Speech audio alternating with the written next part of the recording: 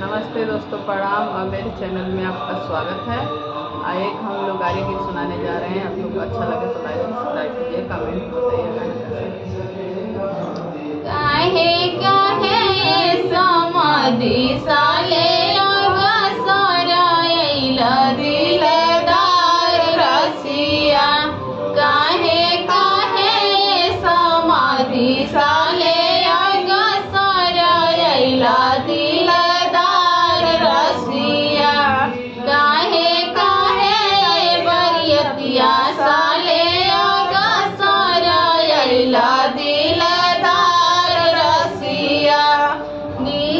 अपना दीदिया के काहे ना तू साथ ले अइला दिलदार रसिया, अपना मम्मी के काहे ना तू साथ लेके अइला दिलदार रसिया, अपना बुआ के काहे ना तू साथ लेके अइला दिलदार रसिया।